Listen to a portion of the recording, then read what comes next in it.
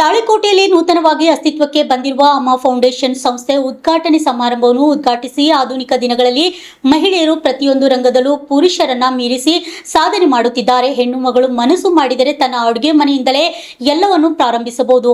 ನಿಮ್ಮ ಅಡುಗೆ ಮನೆಯನ್ನ ಒಂದು ಕಾರ್ಖಾನೆಯನ್ನಾಗಿ ಪರಿವರ್ತಿಸುವಂತ ಅದ್ಭುತ ಶಕ್ತಿ ಮಹಿಳೆಯರಲ್ಲಿದೆ ಎಂದು ಮಾಜಿ ಶಾಸಕ ಎಎಸ್ ಪಾಟೀಲ್ ಅವರು ಪ್ರತಿಪಾದಿಸಿದರು.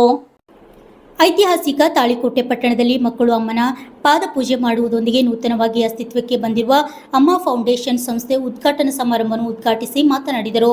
ಪ್ರತಿಯೊಬ್ಬ ಮಹಿಳೆಯಲ್ಲೂ ಒಂದು ಸೂಕ್ತ ಕಲೆ ಇದೆ ಹಾಗೂ ಜೀವನದಲ್ಲಿ ಏನಾದರೂ ಸಾಧಿಸಬೇಕೆಂಬ ಬಲವಾದ ಇಚ್ಛಾಶಕ್ತಿ ಇದೆ.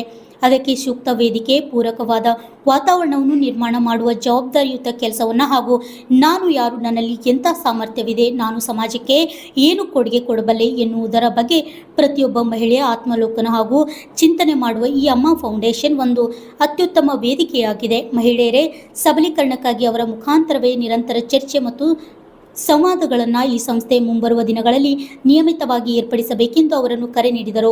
ಇದೇ ಸಂದರ್ಭದಲ್ಲಿ ಮುಖ್ಯ ಅತಿಥಿಗಳಾಗಿ ಪಾಲ್ಗೊಂಡು ಮಾತನಾಡಿದ ಮಾಜಿ ಶಾಸಕರುಗಳಾದ ಶಿವಪುತ್ರಪ್ಪ ಎಂ ದೇಸಾಯಿ ಹಾಗೂ ಸೋಮಗೌಡ ಬಿ ಪಾಟೀಲ್ ಅವರು ಮಹಿಳಾ ಸಂಘಟನೆಗಳ ಅತ್ಯಗತ್ಯ ಮತ್ತು ಸಮಾಜದ ಅಭಿವೃದ್ಧಿಯಲ್ಲಿ ಅವರ ಪಾತ್ರವನ್ನು ಶ್ಲಾಘಿಸುವುದು. ಶಿಕ್ಷಕರಾದ ಶ್ರೀಕಾಂತ್